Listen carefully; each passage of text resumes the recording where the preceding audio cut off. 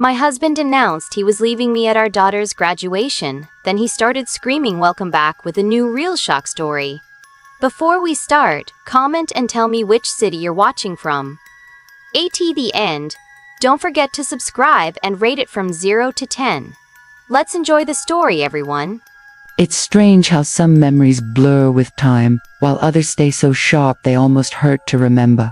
That day at my daughter's graduation, I can still smell the flowers, hear the laughter, feel the sun on my face, and yet beneath it all, there was this quiet heaviness in my chest that I couldn't explain. I woke up early, too excited to sleep. My daughter, Emma, had worked so hard for this moment. Late nights, early mornings, all those tears over exams and essays. I wanted this day to be perfect. I wanted her to remember it forever. My husband, Mark, seemed quiet that morning. I thought it was just nerves, maybe emotion. He'd been distant for weeks, but I'd convinced myself it was work stress. He'd been coming home late, avoiding eye contact, brushing off my questions with half smiles, just tired. He would say I believed him. Or maybe I just wanted to believe him. We arrived at the venue, rows of proud parents, camera flashes, the hum of excitement. Emma looked radiant in her cap and gown, her face glowing with pride. I remember squeezing Mark's hand, whispering, "Can you believe she's graduating already?" But his hand didn't squeeze back. He just stared ahead, expressionless. When Emma's name was called, I cheered so loudly that people turned to look. I didn't care, that was my little girl up there, my whole world walking across that stage. Mark clapped too, but slowly, almost mechanically. After the ceremony, we gathered outside for photos. The air was warm, golden, perfect for pictures. Emma posed with friends, laughing. I kept snapping shots, wanting to capture everything, not knowing that soon that perfect moment would twist into something I'd never forget. Mark asked me to step aside with him. I thought maybe he wanted a quiet moment together, maybe to tell me how proud he was of Emma, or even of us, for raising her. But the look on his face stopped me cold. It wasn't pride, it was detachment. "I can't do this anymore," he said flatly. His voice didn't tremble. "I'm leaving." Alec, at first I thought I misheard him. The noise around us, kids laughing, cameras clicking, it all blurred into silence. My heart began to pound so loudly it drowned everything out. "Leaving," I whispered. "What are you talking about?" "Ma, this is Emma's graduation." He didn't meet my eyes. "I didn't want to ruin the day," he said, his tone cold. "But I've made up my mind. I'm moving out tonight." I felt the ground tilt beneath me. Tonight. Not next week. Not after a talk. Tonight. I looked around, everyone smiling, celebrating, and there I was, in the middle of it all, my world collapsing quietly. I wanted to scream. I wanted to cry. But all I could do was stand there, frozen, watching him turn away. He started walking back toward the crowd, as if he had just told me something casual. I followed, numb, every step heavier than the last. I remember thinking, he couldn't have picked a worse moment. Why here? Why now? Emma came running toward us, holding her diploma. "Mom, Dad, look," she said, her smile so bright, so innocent. Mark tried to force a smile back, but his jaw clenched. I knew him too well. Something inside him was boiling. Then it happened. Emma noticed the tension and asked, "Is everything okay?" Mark looked at me and suddenly, his expression twisted. His voice rose, loud enough for people to turn. "You just couldn't leave it alone, could you?" he shouted. I froze. My throat tightened. People began to stare. "What are you talking about?" I whispered, trembling. He pointed at me, his face red, voice shaking with anger. "You know exactly what I mean." Emma's smile faded. The crowd went quiet. Cameras turned. I felt like the earth had stopped spinning, like time itself had paused to watch me unravel. My husband, the man I'd loved, trusted, had just humiliated me in front of everyone on our daughter's biggest day. And yet, even as he screamed, even as people whispered, I knew something he didn't. Because I wasn't the one who should have been afraid of the truth that was about to come out, not me. For a few seconds after Mark shouted, everything around us went silent. I could feel every pair of eyes turning toward us, the parents, the students, even Emma's friends. The sound of celebration faded, replaced by the low buzz of whispers. I remember trying to breathe, to keep my voice steady. "Mark," I said quietly, "please, not here." But he wouldn't stop. That calm man I had known for years was gone. In his place stood someone wild, someone cornered. He accused me of lying, of hiding things, words tumbling out so fast they barely made sense. Emma's face twisted in confusion.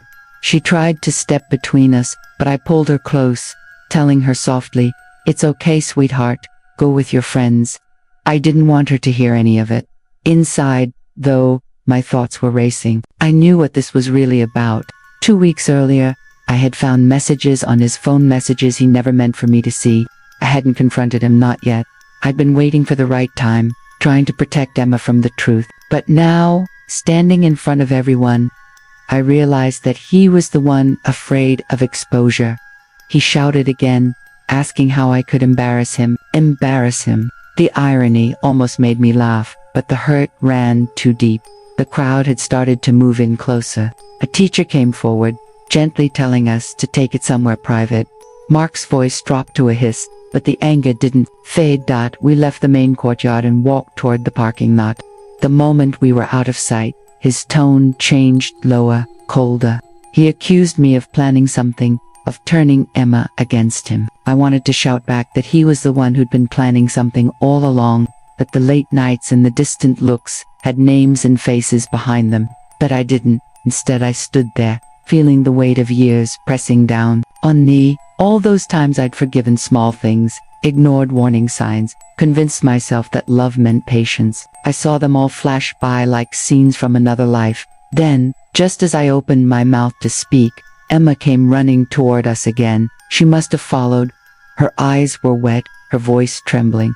"What's going on? Why are you fighting?" Mark turned toward her, ready to feed her a lie. But I couldn't let him. "Not anymore. Your father and I need to talk," I said firmly. "Please, go wait in the car." She hesitated, then nodded and walked away slowly, glancing back. When she was gone, I faced him. "You can leave if that's what you want," I said, "but don't twist this around. Don't make it my fault." For a moment, I thought he might calm down, but instead, he stepped closer, his jaw tight. "You think you can threaten me with what you found?" So he knew. The words left my mouth before I could stop them. "She called last night, Mark. She asked if you were coming home." His face went white. There it was, the crack in his mask, the guilt he'd been hiding. He looked around, realizing that even out here, a few people could still see us. His anger turned to panic. "You have no idea what you've done," he muttered. Then he stormed off toward his car, leaving me standing there among the scattered confetti and discarded programs. The sound of laughter from the courtyard echoing behind me. I didn't cry right away. I just stood still, trying to understand how one sentence could end 17 years of marriage. When I finally walked back to the car, Emma was sitting in the passenger seat, clutching her diploma. Her eyes searched mine for answers. I forced a smile I didn't feel. "Let's go home," I said.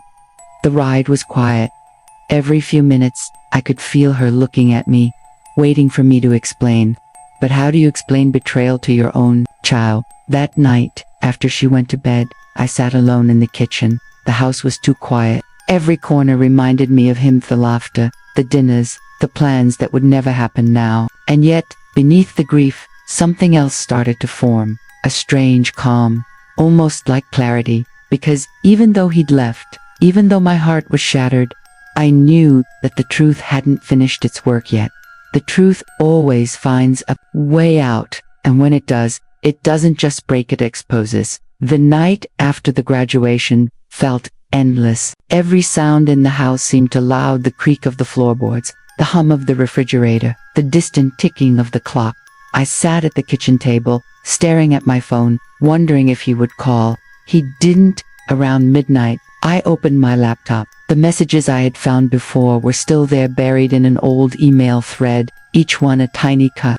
I read them again, this time slower, letting the words sink in. The woman's name was Claire.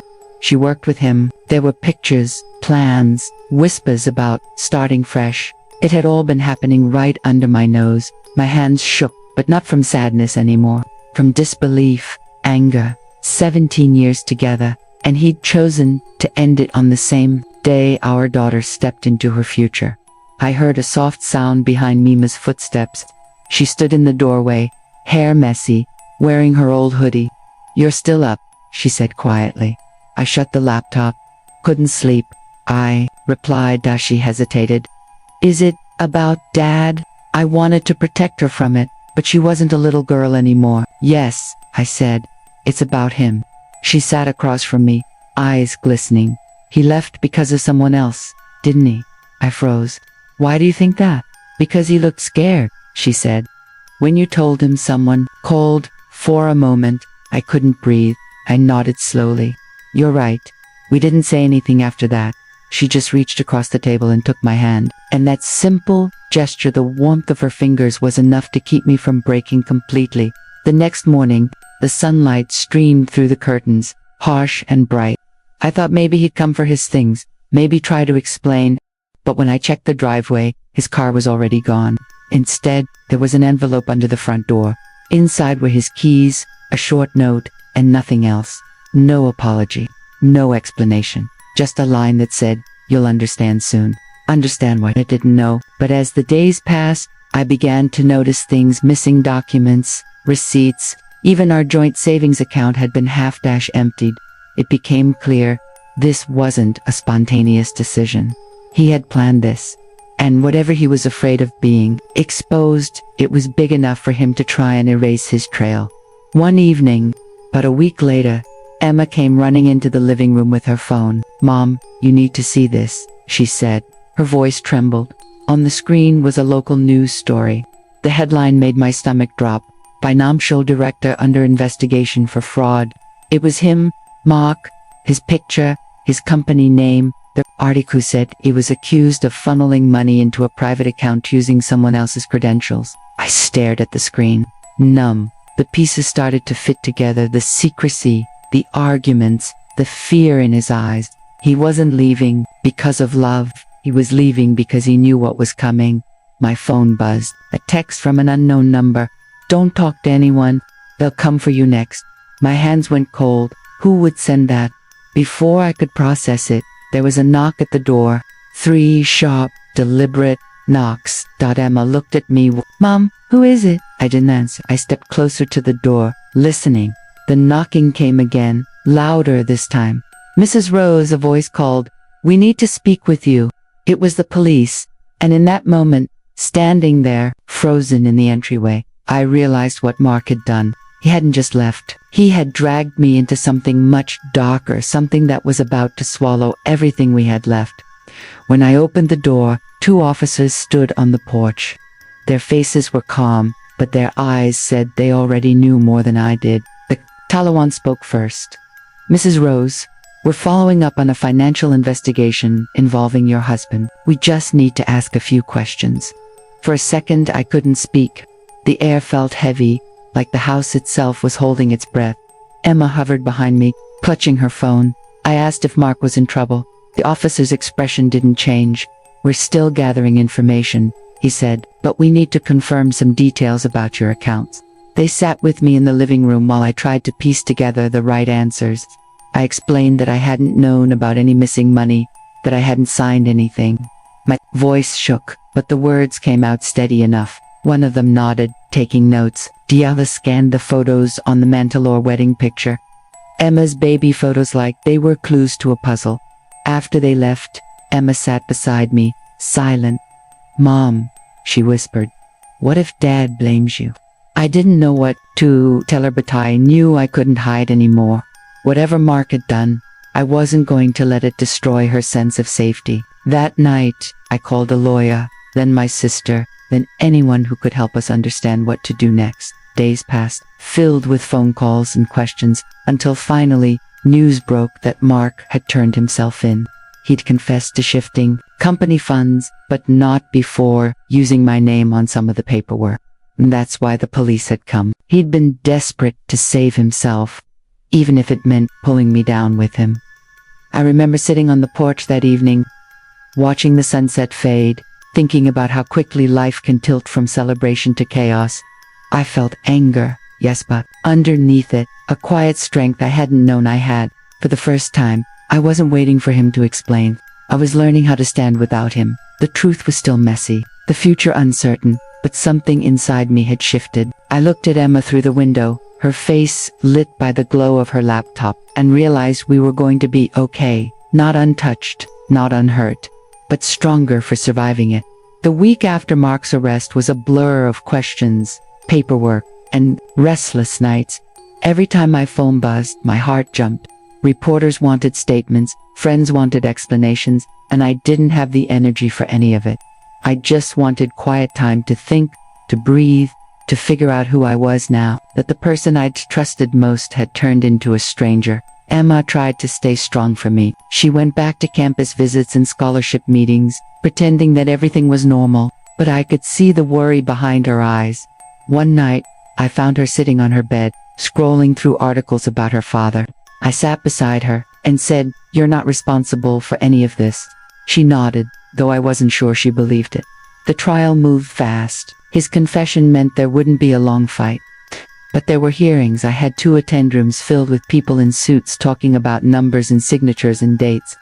Each document they showed felt like another tiny betrayal. His handwriting beside mine, the same loops and flourishes, only now tied to lies. When it was finally over, and he was led away in handcuffs, I didn't feel the satisfaction I thought I would, just a hollow kind of relief. The noise of the cameras outside the courthouse faded as soon as I closed the car door.